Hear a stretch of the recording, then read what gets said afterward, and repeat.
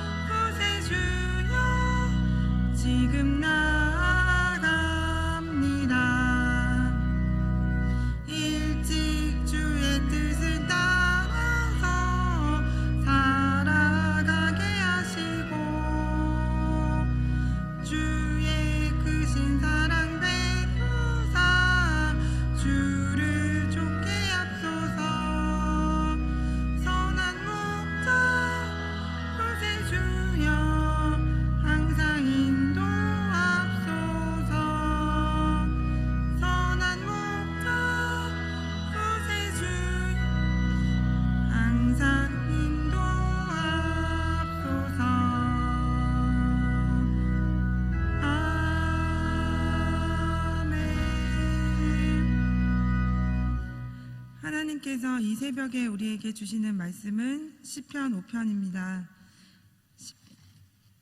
시편 5편입니다.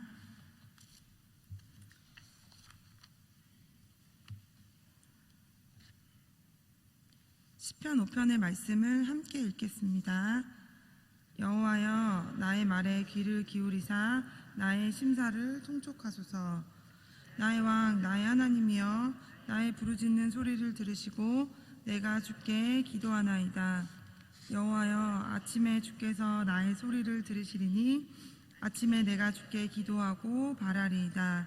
주는 죄악을 기뻐하는 신이 아니시니 악이 주와 함께 유하지 못하며 오만한 자가 주의 목전에 서지 못하리이다. 주는 모든 행악자를 미워하시며 거짓말하는 자를 멸하시리이다. 여호와께서는 피 흘리기를 즐기고 속이는 자를 싫어하시나이다. 오직 나는 주의 풍성한 인자를 힘입어 주의 집에 들어가 주를 경외함으로 성전을 향하여 경배하리이다. 여호와여 나의 원수들을 인하여 주의 의로 나를 인도하시고 주의 길을 내 목전에 곧게 하소서.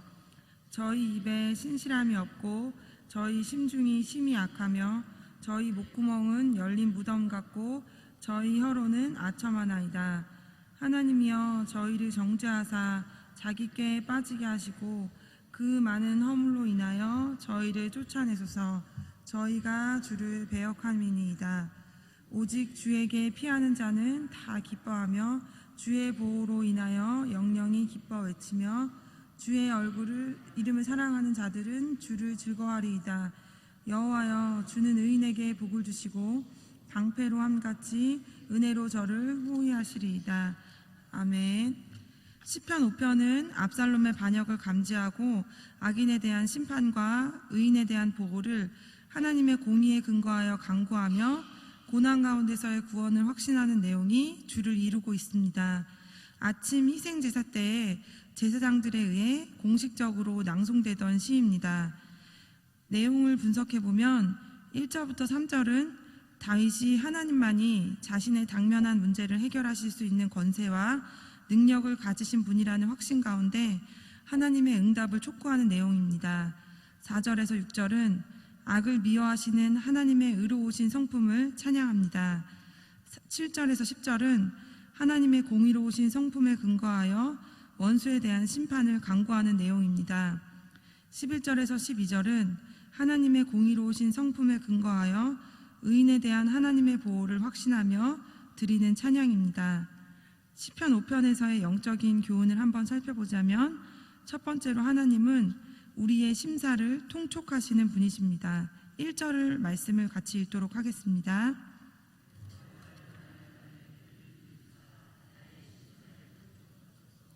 통촉이란 철저한 통찰력으로 어떤 사실을 분별하고 이해하는 것을 나타내는 단어입니다. 창세기와 사무엘상에 기록되어 있습니다. 자신의 기도에 응답해 달라는 것입니다. 쉬운 성경에서는 이 구절을 이렇게 말하고 있습니다. 여호와여 내 말에 귀를 기울여 주소서. 나의 한숨 소리를 들어주소서. 다윗은 지금 자기가 입으로 드리는 기도의 말뿐만 아니라 자신의 마음의 생각까지 헤아려 달라고 간구하고 있는 것입니다. 사람의 말은 마음의 생각을 나타내지만 누구도 다른 사람의 마음을 헤아려 줄 수는 없습니다. 왜냐하면 사람들에게는 마음을 읽을 수 있는 눈이 없기 때문입니다. 사람들은 오직 겉으로 나타난 것만 볼 수 있고 따라서 그것으로 모든 것을 판단합니다. 그러나 우리 하나님은 사람의 마음의 생각까지도 아시는 분이십니다. 우리의 마음을 지으신 분이 바로 하나님이시기 때문입니다. 하나님은 마음을 감찰하시는 분, 마음의 비밀을 아시는 분으로 표현됩니다. 이처럼 하나님은 우리의 마음의 생각까지도 헤아려 주실 수 있습니다. 다윗은 이러한 사실을 알았기에 자기의 심사를 통촉하여 주시기를 하나님께 호소한 것입니다. 다윗은 기도하면서 하나님께서 자신의 말 못하는 억울하고 답답한 심정을 알아주시기를 요청한 것입니다. 여러분, 우리 하나님은 우리 마음의 심사를 헤아려 아시는 분이십니다. 우리는 하나님께 기도할 때 말이 어눌하고 말재주가 없어서 기도하지 못한다고 걱정하시지 말길 바랍니다. 우리는 마음에 간절한 소원을 담고 그 소원을 하나님께서 알아주시기를 간구하면서 기도하면 됩니다. 그러면 그것이 가장 아름다운 기도가 됩니다. 하나님 앞에서 중요한 것은 말이 아니라 간절한 마음이며 그러한 마음을 하나님은 귀히 여기십니다. 하나님은 죄인의 기도를 멸시하지 않기에 기도해야 됩니다. 2절의 말씀을 읽어보도록 하겠습니다.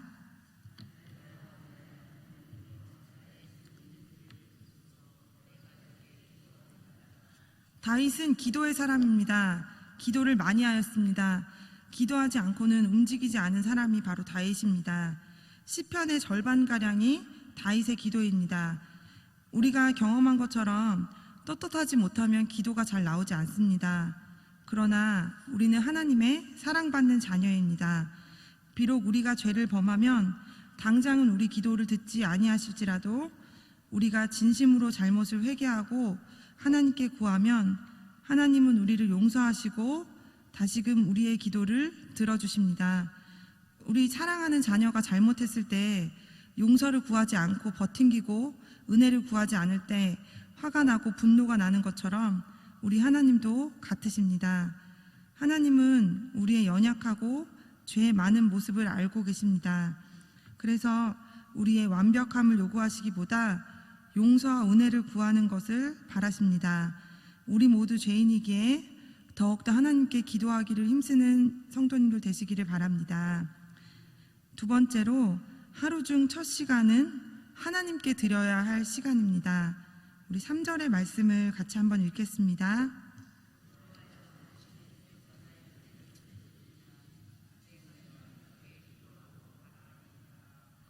아침에 내가 주께 기도하고 바라리이다. 다윗은 아침에 기도하였습니다. 아침에 주께서 나의 소리를 들으시라고 이유를 말하고 있습니다. 항상 우리의 기도를 기울이시지만 특별히 아침에 하나님께서 기도드리는 것을 기뻐하십니다. 그것은 하루를 시작하는데 아침 시간을 귀하게 여기시기 때문입니다. 성경에서 모든 처음 난 것은 하나님의 소유라고 하셨기 때문입니다. 하나님은 만물 가운데 처음 난 것을 다 하나님의 소유로 정하셨습니다.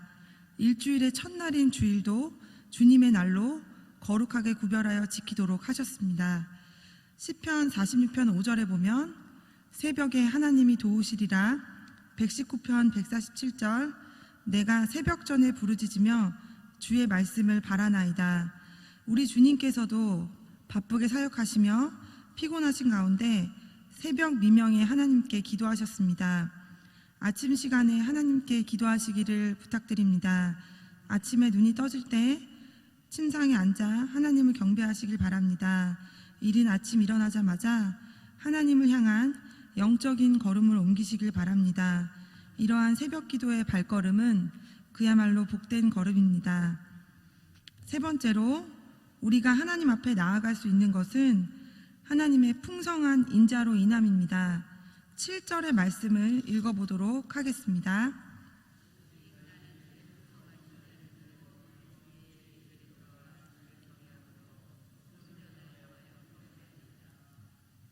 오직 나는 주의 풍성한 인자를 힘입어 주의 집에 들어가 주를 경외함으로 성전을 향하여 경배하리이다. 다윗은 하나님 앞에 담대히 나아가 설 수 있는 이유는 하나님의 풍성한 인자를 힘입었기 때문이라고 말하고 있습니다. 인자는 헤세드를 말하는데 헤세드는 구약에서 240회 정도 사용된 단어로 하나님과 인간의 관계에서 또 인간 간의 상호 간의 관계에서도 사용되었는데 인간 상호 간의 관계에서 사용될 때는 상대방에 대한 친절을 의미합니다. 사람과의 관계에서는 친절을 의미합니다.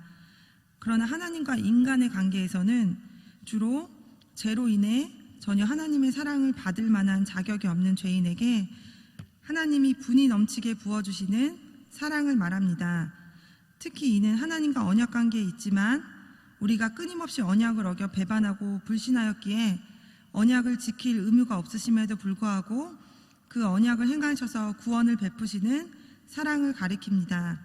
다윗에게 적용해 본다면 하나님은 다윗이 언약을 어겨서 범죄하였기에 언약을 지킬 의무가 없으시고 심판하시는 것이 마땅하지만 그럼에도 불구하고 그를 용서하시고 구원하시는 것을 의미합니다. 하나님이 택한 백성에 대해 주님은 인자가 풍성한 분이십니다. 범죄하면 징계하시지만 회개하기만 하면 용서하시고 구원하여 주십니다. 우리 또한 구약 이스라엘 백성들처럼 다윗처럼 하나님이 택한 언약의 백성들입니다. 우리를 예수 그리스도 안에서 하나님의 백성으로 택하여 주신 것이 우리의 복 중의 복입니다. 인간이 죄의 본성을 가지고 죄를 범할 수는 있지만 우리에게는 세상 사람들과 다른 소망이 있습니다. 바로 하나님께 나아갈 수 있는 소망, 하나님과 함께 할 수 있는 소망이 있습니다. 하나님의 인자, 헤세드를 힘입어 나아갈 수 있습니다. 우리가 죄를 회개하기만 하면 하나님은 우리를 다시 받아주시기 때문입니다.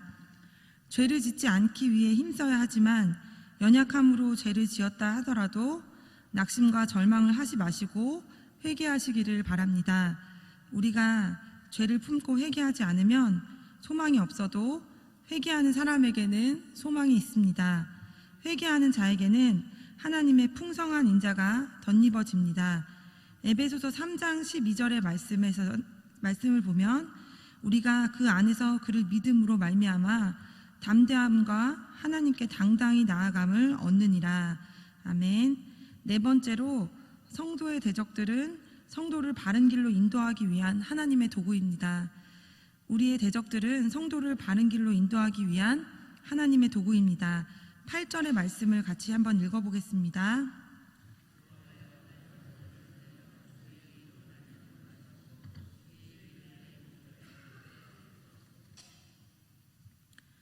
이것은 다윗이 하나님께서 반역자들을 일으키신 목적이 어디에 있는지를 명확하게 깨달아 알고 있음을 보여줍니다.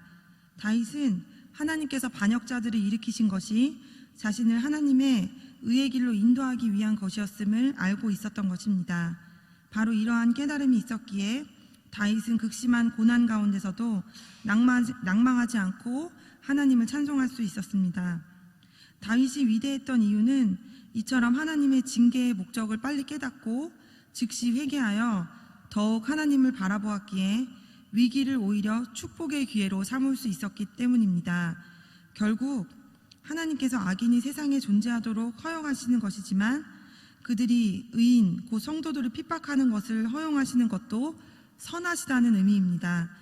성도들의 대적, 곧 악인들은 성도들을 의의 길로 인도하기 위한 하나님의 도구입니다. 악인들이나 그들의 행위는 선하지 않지만 그들이 존재하는 것이나 그들이 성도들을 핍박하는 것은 하나님의 섭리에서 나온 것으로 근본적으로는 선합니다. 하나님은 가나안 족속의 일부를 남겨두어 믿음을 시험하고 가나안 이스라엘 백성들이 그릇된 길로 갈 때에 그들을 징계하는 도구로 삼아 이스라엘 백성들로 의의 길로 가게 하셨던 것입니다.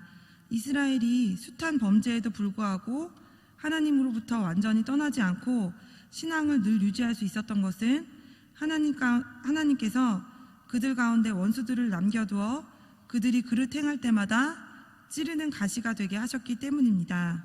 하나님께서는 이 세상의 악인들을 남겨두시고 어떤 때는 그들로 성도들을 핍박하게 허용하시는 것도 우리 성도들을 바른 길로 인도하기 위한 것으로 근본적으로는 다 선한 것입니다.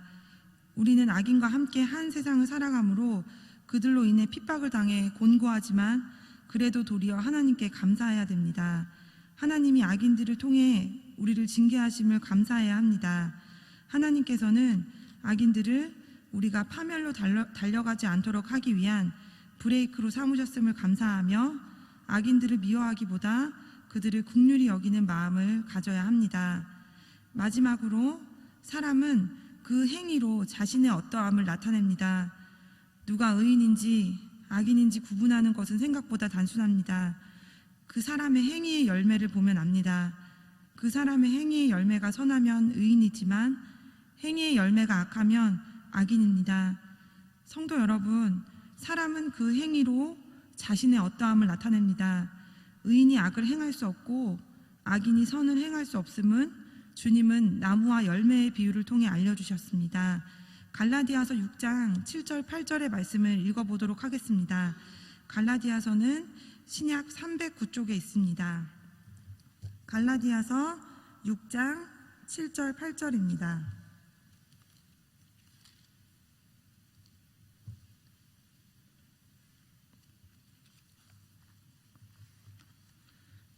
갈라디아서 6장 7절 8절의 말씀을 같이 읽어보겠습니다.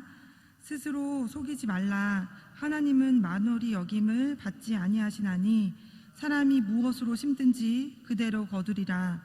자기의 육체를 위하여 심는 자는 육체로부터 썩어질 것을 거두고 성령을 위하여 심는 자는 성령으로부터 영생을 거두리라. 11절 12절에서 보면 하나님을 피난처로 삼는 사람은 위기 가운데서도 기뻐할 수 있었습니다.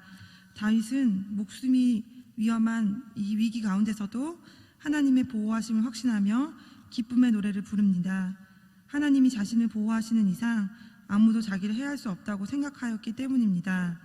다윗은 하나님의 보호를 방패에 비유하였는데 이 방패로 몸을 가리면 어떠한 불화살이 날아와도 안전하다고 하였습니다. 다윗은 자신에 대한 하나님의 보호가 이와 같다고 고백합니다. 수많은 위기를 통해 양을 치는 목자로서 사나운 맹수들과 맞서기를 하며 왕으로 기름 부음 받은 후 사울 왕에게 쫓기는 신세를 지나고 왕이 되어 숱한 전쟁을 경험하면서 언제 적의 화살이나 칼 또는 창이 다윗에게 날아올지 모르는 상황에서 다윗은 머리털 하나 상하게 하시지 않으시는 하나님을 경험합니다. 하나님이 자신의 보호, 전신 방패가 되신다는 것을 알았습니다. 위기 때마다 하나님께 피하고 또한 압살롬의 반역이라는 최대 위기에서도 하나님께 피함으로 기쁨을 누리고 있다는 선언입니다. 주께 피하는 자는 다 이러한 영영한 기쁨을 누립니다. 다윗이 하나님의 사람인 것처럼 우리도 하나님의 사람입니다. 다윗이 하나님의 기름 부음 받은 자인 것처럼 우리도 성령으로 기름 부음 받은 자입니다. 다윗이 왕이었던 것처럼 우리 성도님들도 다 왕 같은 제사장들입니다. 그러므로 하나님은 우리가 당신께 피하기만 하면 다윗을 보호하셨듯이 우리도 보호하여 주십니다. 하나님을 피난처로 삼아 하나님께 피하시길 바랍니다. 우리는 세상에서 악인들에 의해 위기를 맞습니다. 그것은 우리를 위협해도 해하지는 못합니다. 하나님이 우리를 보호하시기 때문입니다. 그러므로 위기를 만날 때 그 위기만을 보고 두려워하지 마시길 바랍니다. 다윗처럼 위기 앞에서도 하나님의 보호를 확신하며 찬송할 수 있기를 바랍니다. 하나님을 믿는 우리에게 위기 가운데서도 기쁨이 있고 하나님의 보호하심을 확신함으로 기뻐하시는 하루하루 사시기를 부탁드립니다. 같이 기도하겠습니다. 우리의 위기의 삶에 찾아오는 위험과 두려움으로 떨리지만 위기 너머에 계신 주님을 더 선명하게 보게 하여 주시옵소서. 매 순간 사랑한다 말씀하시는 주님의 음성에 귀 기울이게 하여 주시고 주님의 보호 아래에 있음을 확신하며 평강을 누리고 기쁨으로 살아가게 하여 주시옵소서. 우리를 힘들게 하는 사람들은 나를 다듬기 위한 막대기임을 깨달아 주님의 뜻을 더 헤아리게 하여 주시옵소서. 참된 회개로 거듭남을 경험한 성숙한 성도들이 되기를 소망합니다. 오늘 드려지는 금요 기도회에 주님 깊이 만나주시고 또한 오늘부터 시작되는 미랄부 여름 수련회 위에 함께 하시사 섬기시는 교역자와 선생님들, 사랑하는 미랄부 형제 자매들에게 승리를 주시는 주님을 경험하는 수련회 되게 하여 주시옵소서. 시온성교회 담임 목사님과 교역자들을 강건케 하여 주사 주님의 양떼들을 사랑하는 목자의 마음으로 잘 인도할 수 있도록 지혜와 명철을 허락하여 주시옵소서. 오늘 빈손으로 나오지 않고 예물 드린 손길을 기억하여 주시고 기도의 제목을 하나님께서 응답하여 주시옵소서. 감사드리며 사랑 많으신 예수님의 이름으로 기도합니다. 아멘. 하늘에 계신 우리 아버지여, 이름이 거룩히 여김을 받으시오며 나라에 임하옵시며 뜻이 하늘에서 이룬 것 같이 땅에서도 이루어지이다. 오늘날 우리에게 일용할 양식을 주옵시고 우리가 우리에게 죄 지은 자를 사하여 준 것 같이 우리 죄를 사하여 주옵시고 우리를 시험에 들게 하지 마옵시고 다만 악에서 구하옵소서. 대개 나라와 권세와 영광이 아버지께 영원히 있사옵나이다. 아멘.